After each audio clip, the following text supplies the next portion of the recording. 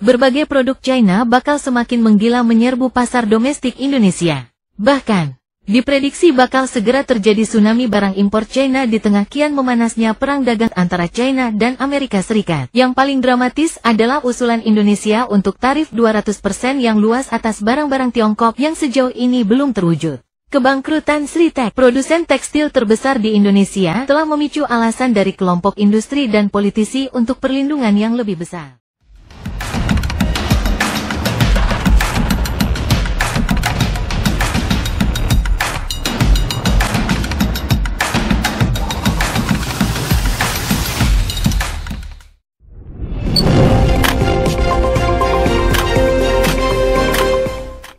It's a market hungry for new technology. Berbagai produk China bakal semakin menggila menyerbu pasar domestik Indonesia. Bahkan, diprediksi bakal segera terjadi tsunami barang impor China di tengah kian memanasnya perang dagang tersebut antara China dan Amerika Serikat. Sebagaimana baru saja dinyatakan oleh duet Wakil Ketua Dewan Ekonomi Indonesia yang juga ekonom Mari Pangestu dan Siro Armstrong, profesor dari Universitas Nasional Australia. Indonesia sendiri terkena imbas dari perang dagang tersebut karena Presiden AS Donald Trump sejak Rabu, tanggal 9 April tahun 2025, menaikkan tarif impor 32% untuk barang-barang Indonesia. Adapun, dampak regional dari ketidakseimbangan ekonomi makro dalam ekonomi Tiongkok telah menimbulkan kecemasan di kalangan pembuat kebijakan di Asia Tenggara. Kecemasan ini terjadi jauh sebelum terpilihnya kembali Trump sebagai pemimpin Amerika pada November tahun 2024 yang mengonfirmasi eskalasi kembali perang dagangnya dengan Tiongkok.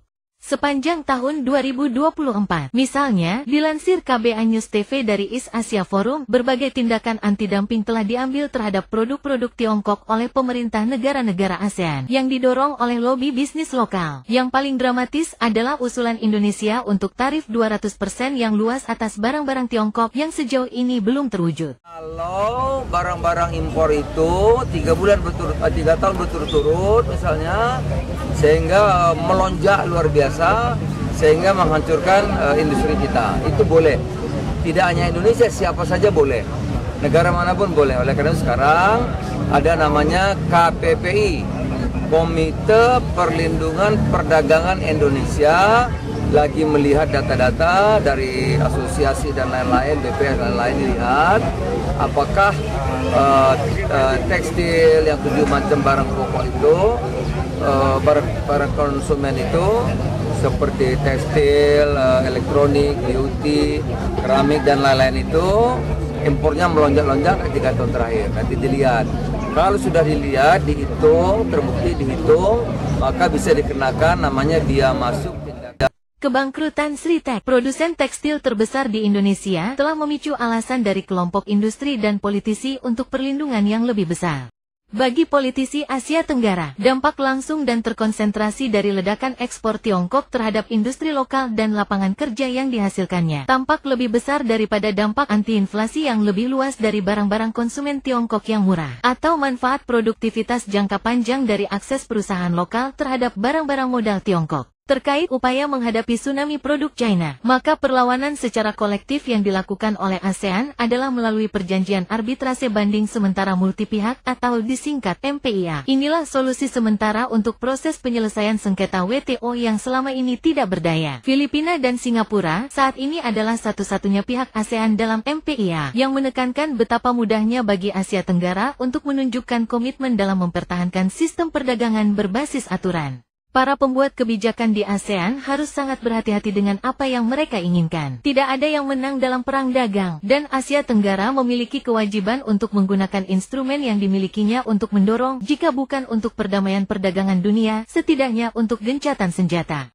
Sementara itu, Bambang Antoni Budiawan, Managing Director Political Economy and Policy Studies, menilai bahwa selama perang dagang dua negara raksasa ini, setiap negara di dunia harus waspada mendapat pengalihan produk tidak bertuan yang sedang mencari pasar baru, di mana dari China sekitar 460 miliar dolar AS dan dari Amerika sekitar 200 miliar dolar AS.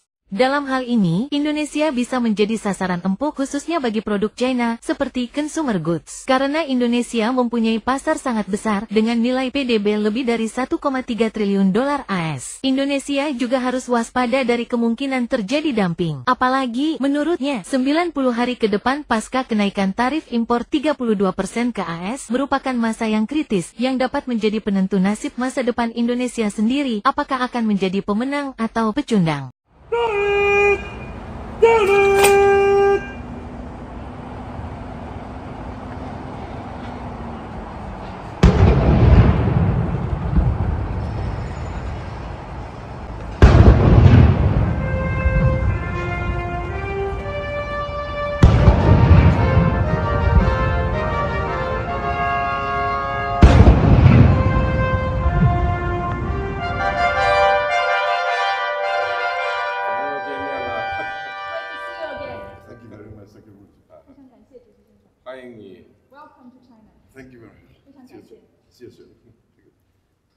Menurut Anthony, perang tarif antara Amerika dan China semakin tajam. Hanya dalam 1 hari atau hitungan jam, AS China saling membalas kenaikan tarif impor.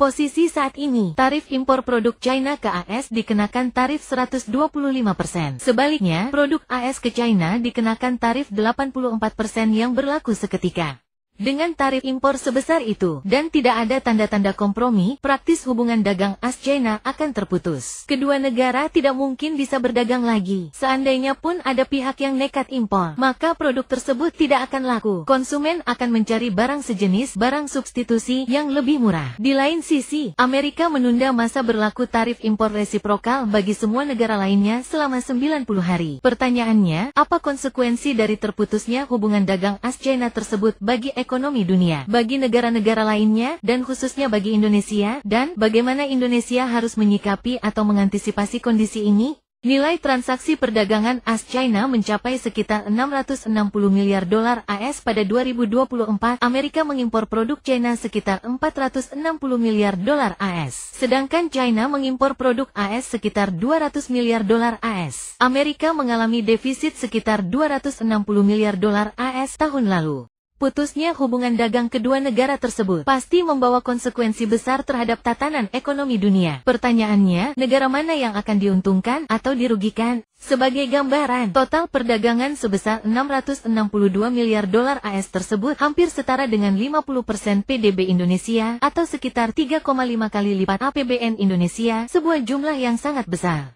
Putusnya hubungan dagang AS-China bagaikan pedang bermata dua bagi negara-negara lain. Sisi peluang dan sisi ancaman. Di satu sisi, akan ada negara diuntungkan, di lain sisi akan ada negara dirugikan. Importir Amerika, seperti Walmart, akan mencari substitusi pemasok baru di negara lain. Importir China juga akan mencari pemasok baru pengganti produk Amerika. Total keseluruhan senilai 662 miliar dolar AS. Untuk sementara ini, India mempunyai posisi cukup strategis untuk menggantikan produk China. Sebagai contoh, India sudah ekspor ke Walmart, sebuah peritel terbesar AS dan dunia, dalam jumlah cukup besar. Impor Walmart Amerika dari India naik signifikan, dari sekitar 2% pada 2018 menjadi sekitar 25% pada 2023 dari total kebutuhannya. Impor dari India bervariasi dari produk mainan, elektronik, sepeda, farmasi, serealia atau biji-bijian, dan lainnya.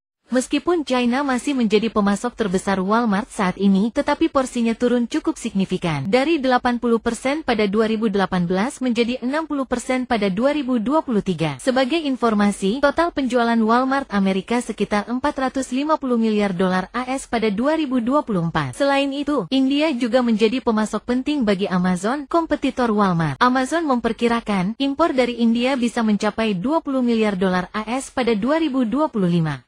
Dengan adanya disrupsi perang tarif AS-China, kemungkinan besar perkiraan ini akan terlampaui. Selain India, Vietnam juga mempunyai posisi cukup strategis di pasar Amerika. Total ekspor Vietnam ke Amerika sekitar 150 miliar dolar AS pada 2024. Sedangkan Indonesia hanya 38,3 miliar dolar AS. Impor barang elektronik seperti smartphone semisal iPhone atau Samsung sangat mungkin beralih ke Vietnam dan juga India.